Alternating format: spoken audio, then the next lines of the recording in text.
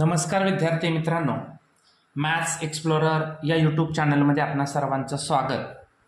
आज आपण 9th स्टँडर्डमधील maths 1चे lesson start करतोय. त्याच्यामधील पहिला लेसन आपण पाहतोय सेट्स. खरं तर सेट्स या लेसनमध्ये आपणाला ज्या काही बाबी पाहायच्या आहेत किंवा जे घटक आपण इथं लर्न करणार आहोत, आजपर्यंत तुम्हाला स्टँडर्ड 8 पर्यंत या सेट संबंधी कोणत्याही प्रकारची माहिती किंवा इन्फॉर्मेशन तुम्ही आजपर्यंत शिकलेला नाही. म्हणजे तुमच्यासाठी हा नवीनच घटक आहे. परंतु जरी हा नवीन घटक असला तरीसुद्धा याच्यामध्ये डिफिकल्ट असं काही नाही आहे. खूप इझी असा असणारा हा लेसन आहे. तत्पूर्वी आपणाला या बुकमध्ये पेज नंबर 1 वरती काही बेसिक इन्फॉर्मेशन आपणाला दिलेली आहे. तर कोणती आहे बेसिक इन्फॉर्मेशन? तर सेट्स या लेसनमध्ये तुम्हाला पहिल्याच पेजवरती बघा, इथं एक फ्लावर्स बुके दिलेला आहे. आता फ्लावर्स बुके काय याला म्हणलेलं आहे? Because in this bouquet more than 2 flowers are include. It means a lot of flowers are bunch together, than it is called as the flowers bouquet. म्हणजे एकाच वेळी एकापेक्षा जास्त जर फ्लावर्स एकत्रितपणे जर बांधलेले असतील तर तो जो काही सेट आहे त्या सेटला आपण फ्लावर्स बुके असे म्हणतो. म्हणजे तो एक प्रकारे ग्रुप आहे, अनेक फुलांचा एकत्र ग्रुप आहे, म्हणून तिथं फ्लावर्स बुके असं म्हणलेलं आहे. नेक्स्ट आहे here more than 2 keys are include here, so it is called as the bunch of keys.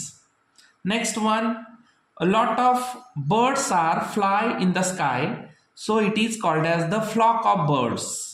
Okay, it means lot of birds are fly togetherly, then it is called as the flock of birds. Then pile of notebook. इथं नोटबुकचा एक आपण गठ्ठा म्हणतो ना, तो गठ्ठा या ठिकाणी यूज केलेला आहे.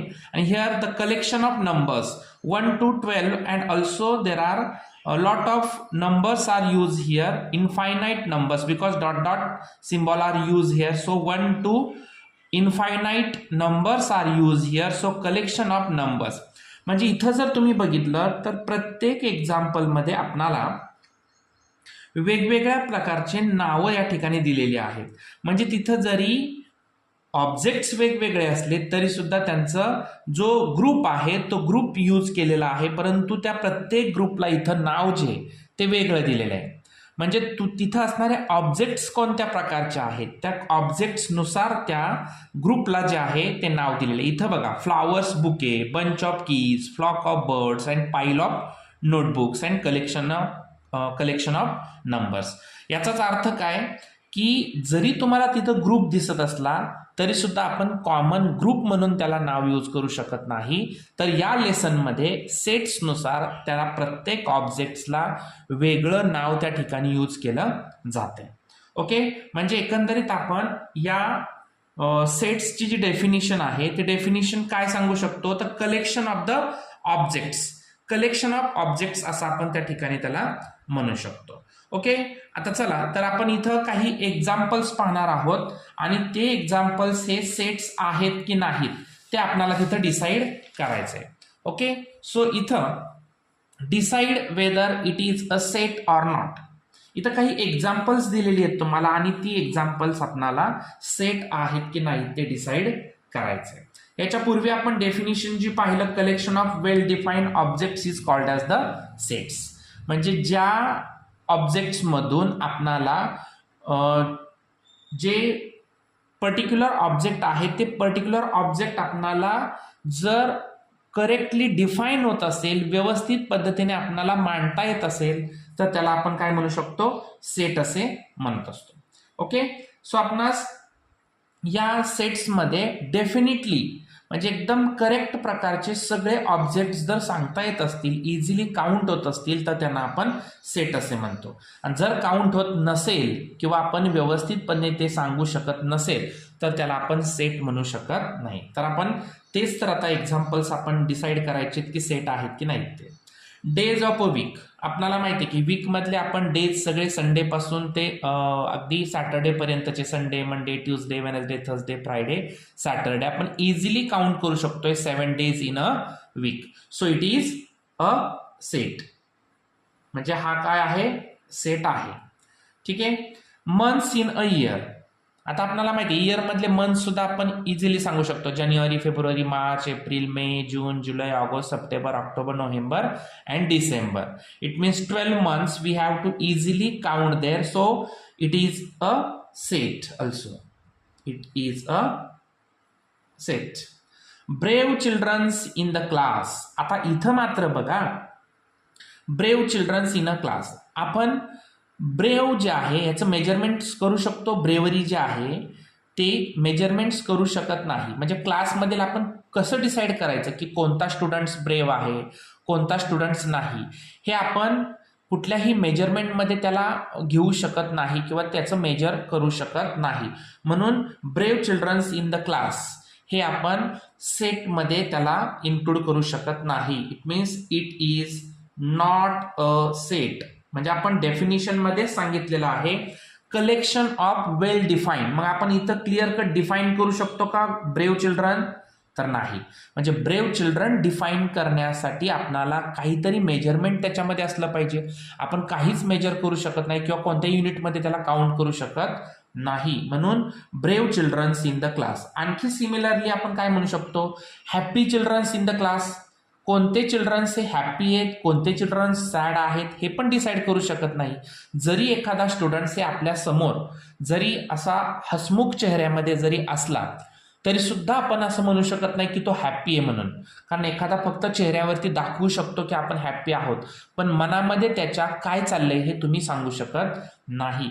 म्हणजे तिथं आपण it is not a easily defined by that particular person. Okay, so it is that types of the all conditions are persons to persons are different. म्हणजे प्रत्येक व्यक्तिवाईज या ज्या सिच्युएशन्स असतात त्या डिफरंट असतात, म्हणून हे आपण सेट म्हणून तिथं त्याचा नामोल्लेख करू शकत नाही. It is not a set. Then first 10 counting numbers बघा, फर्स्ट 10 काउंटिंग नंबर्स आपण इझिली काउंट करू शकतो. 1 2 3 4 5 6 7 8 9 10 हे इझिली सांगू शकलो आपण. It means it is easily defined by that all the first 10 numbers. Then next one, strong forts of Maharashtra. आता हे सुद्धा बघा, स्ट्रॉंग फोर्ट्स आपण कसं ठरवणार, आपण कोणता क्रायटेरिया लावणार की कोणते फोर्ट्स हे स्ट्रॉंग आहेत, कोणते नाहीत. आता आपल्याला जनरली माहिती आहेत आपल्या महाराष्ट्रामधले असणारे फोर्ट्स रायगड आहे, राजगड आहे, तोरणा आहे, प्रतापगड आहे, रायरेश्वर आहे, शिवनेरी आहे. असे वेगवेगळे जे फोर्ट्स आहेत ते फोर्ट्स आपण डिरेक्टली नाही डिसाईड करू शकत की कोणता स्ट्रॉंग आहे, कोणता वीक आहे. म्हणजे आपण कोणता क्रायटेरिया लावणार स्ट्रॉंगेस्टसाठी किंवा त्या ठिकाणी वीकसाठी. म्हणून इथं आपण इझिली डिसाईड करू शकत नाही. म्हणून it is not a set आणि हे it is a set. Okay. Then last one, planets in our solar system. आता सोलार सिस्टम मधील असणारे आपले प्लॅनेट्स. आता याच्यासाठी आपण शॉर्टकट मेथड कोणती यूज करतो, my very effective mother just served us nuts. बघा, मायचा एम, ओके, फेरीचा व्ही, इफेक्टिव्हचा ई, मदरचा एम, जस्टचा जे, सर्वचा एस, असचा यू अँड नट्सचा एन. म्हणजे इथं planets in our solar system, आपल्या सोलार सिस्टम मधील असणारे planets Mercury, Venus, Earth, Mars, Jupiter, Saturn, Uranus, Neptune, हे सगळे जे काही प्लॅनेट्स आहेत ते प्लॅनेट्स आपल्या सोलार सिस्टम मधील आपण इझिली डिफाईन करू शकलो, कारण ते आपल्याला माहिती आहे आपल्या सोलार सिस्टम मध्ये हे 8 प्लॅनेट्स आहेत ते. ओके. म्हणून याला आपण काय म्हणू शकतो, इट इज अ सेट. तुम्हाला याच्यावरती 1 मार्क्ससाठी क्वेश्चन विचारला जाऊ शकतो, डिसाइड वेदर गिवन किंवा following sets are sets or not, अशा पद्धतीचा क्वेश्चन इथे विचारला जाऊ शकतो. आता पेज नंबर सेकंड वरती बघा, बुकच्या पेज नंबर सेकंड वरती आपल्याला तिथं एक डेफिनिशन दिलेली आहे. डेफिनिशन ऑलरेडी मी आता तुम्हाला सांगितली होती, collection of well defined objects. इथं मी पुन्हा लिहितो, collection of well defined object it is called set. Okay, म्हणजे सेटची डेफिनेशन आपण काय सांगू शकतोय, कलेक्शन ऑफ वेल डिफाईन्ड, की जिथं आपण चांगल्या पद्धतीने डिफाईन करू शकतोय त्या ऑब्जेक्टला, त्यांना आपण सेट असे म्हणू शकतो. आताच आपण अनेक उदाहरणं पाहिली की कोणता सेट आहे कोणता नाही ते डिसाईड केलं आपण, कारण त्याच्यातून आपल्याला इझिली लक्षात आलं की days of week, months of year. पण इथं आपण सांगू शकलो नाही. फर्स्ट 10 काउंटिंग नंबर्स इथं पण सांगू शकलो नाही आपण की कोणता स्ट्रॉंग आहे तो. Planets of our solar system. Okay, आता आपल्याला कुठलाही सेट जो आहे तो सेट जर रिप्रेझेंट करायचा असेल तर तो सेट रिप्रेझेंट करण्यासाठी आपल्याला कॅपिटल लेटर्सचा यूज केला जातो. जसं की मी इथं आता एक सेट लिहितो बघा, A is a set of in curly bracket AEIOU.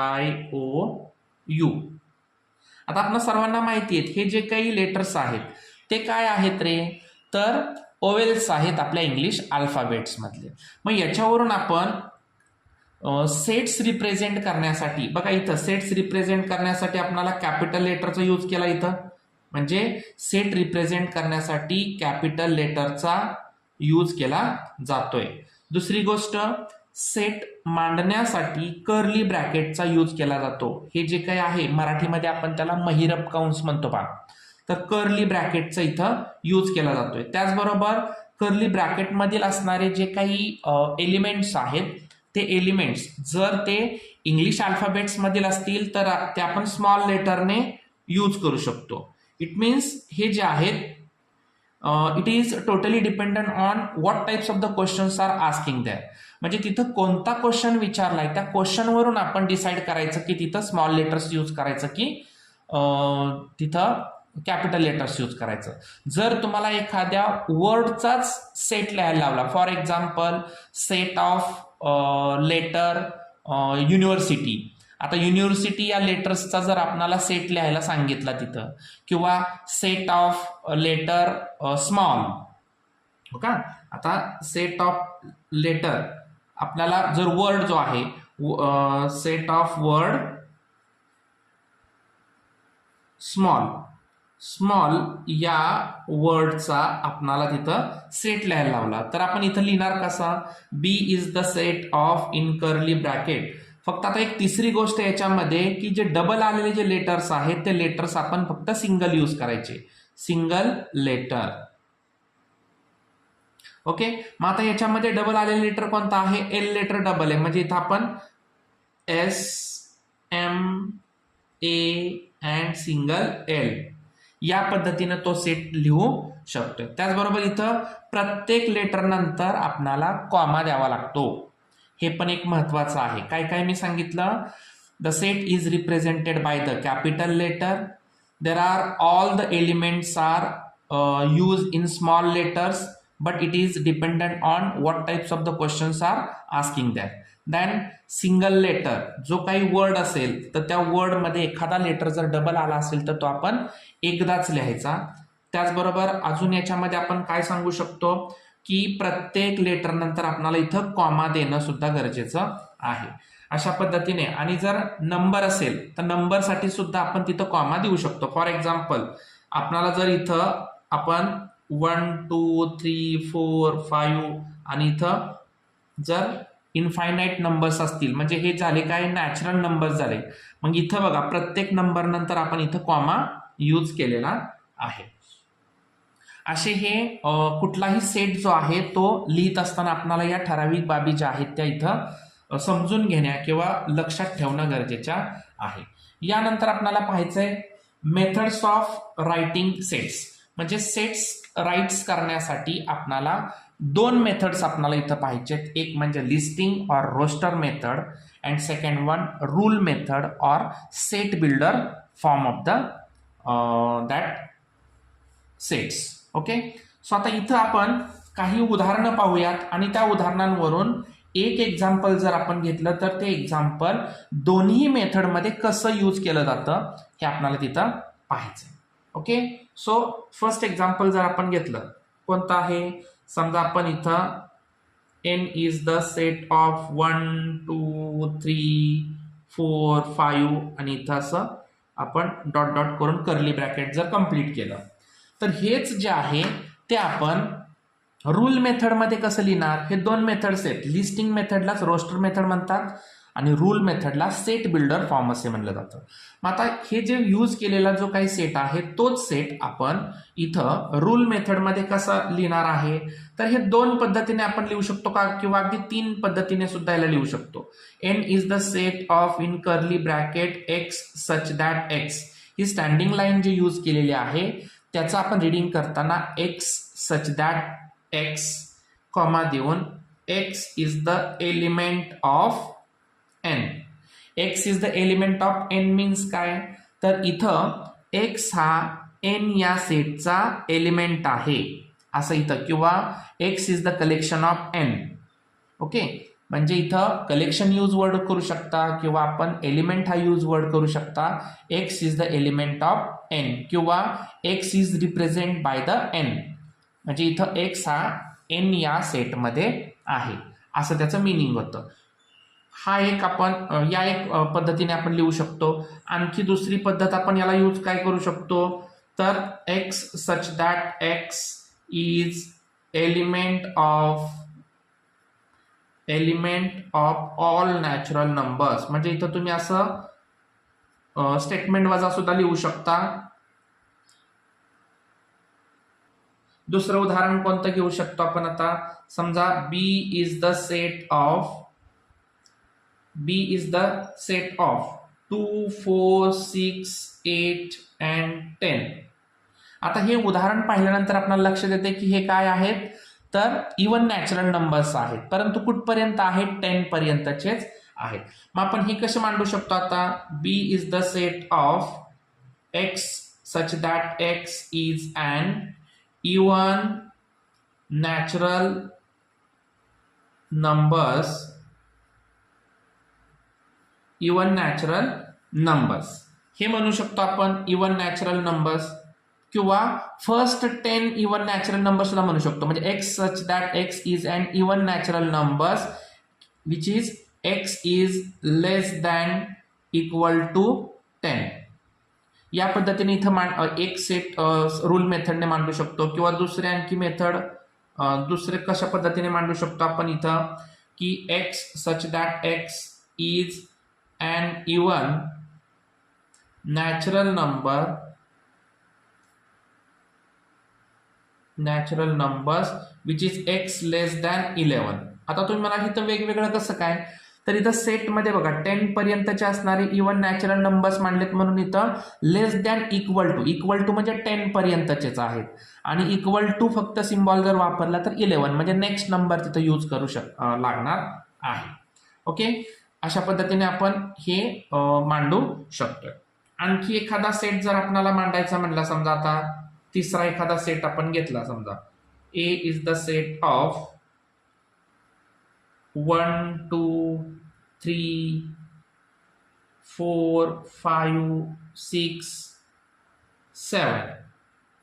आता हा जर सेट घेतला मी, आता 7 पर्यंतचा सेट यूज केला, इथं आपण इनफायनाइट डिस्टन्स पर्यंतचा यूज केला होता, परंतु इथं मात्र आता 7 पर्यंतच. मग हे कसे मांडणार आपण, A is the set of X such that X is the element of N and X is less than equal to 7.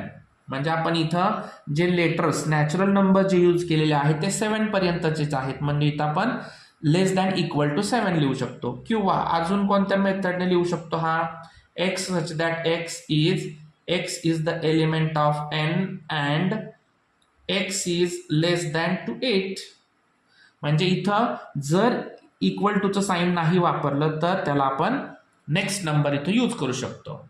अशा पद्धतीने आपण इथं काही उदाहरणं ही लिस्ट मेथडने आणि तीच रूल मेथडने कशा पद्धतीने मांडू शकतो हे पाहिलेलं आहे. आता इथं तुम्हाला पेज नंबर 3 वरती एक चार्ट दिलेला आहे आणि त्या चार्टमध्ये काही उदाहरणं तुम्हाला दिलेली आहेत. ती उदाहरणं आपल्याला इथं पाहूयात आपण. बघू त्यातलं पहिलं एक्झाम्पल काय दिलेलं आहे, तर बघा फर्स्ट एक्झाम्पल त्याच्यातलं दिलेलं आहे, ती पण आपण काय बघू उदाहरणं, की जी लिस्ट मेथडमध्ये दिलेली उदाहरणं रूल मेथडमध्ये कशी लिहायची किंवा रूल मेथडमध्ये दिली असेल तर ती लिस्ट मेथडमध्ये कशी लिहायची. सो पहिलं एक्झाम्पल दिलेलं आहे तिथं कर्ली ब्रॅकेटमध्ये 2, 4, 6, 8, 10, 12 अँड 14. आता इथं पहा, आपण ऑलरेडी इथं एक 10 पर्यंतचं उदाहरण पाहिलेलं होतं. मग इथंच आपण कसं लिहिणार, आता समजा ह्याचाच आपल्याला सेट लिहायचा म्हणला रूल मेथडमध्ये, तर A is the set of curly bracket X such that X. इथं लेटर तुम्ही कोणतं यूज करू शकता बरं का. मी इथं एक्स यूज केलंय, तुम्ही वाय करू शकता, झेड करू शकता, एम एन कोणतंही यूज करू शकताय. X such that X is an even natural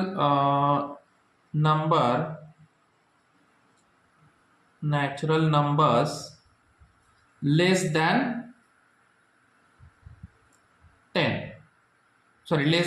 15.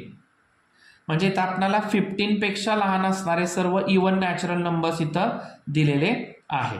Okay, मग हेच आपण आणखी जसं इथं सांगितलं त्या पद्धतीने कसं लिहू शकतो आपण, x such that x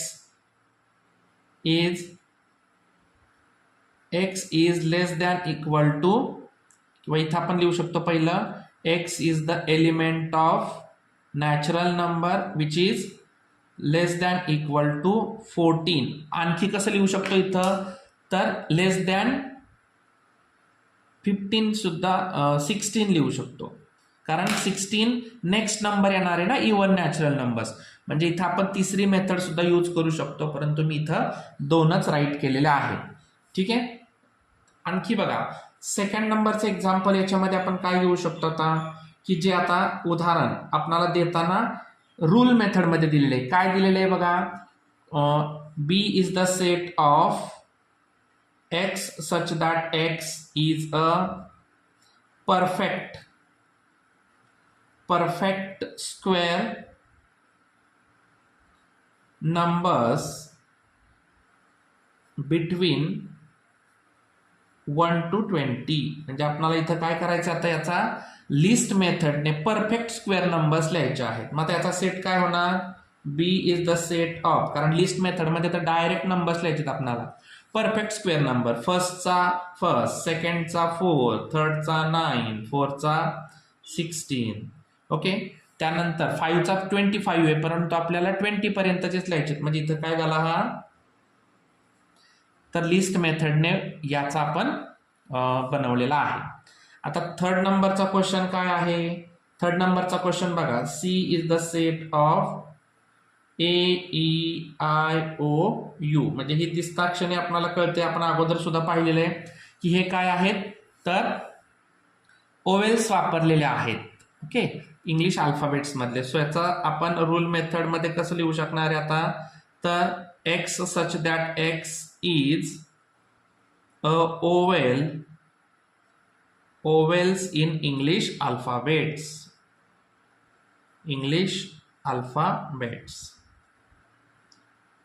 okay, असे अनेक उदाहरणं तुम्हाला तिथं दिलेली आहेत.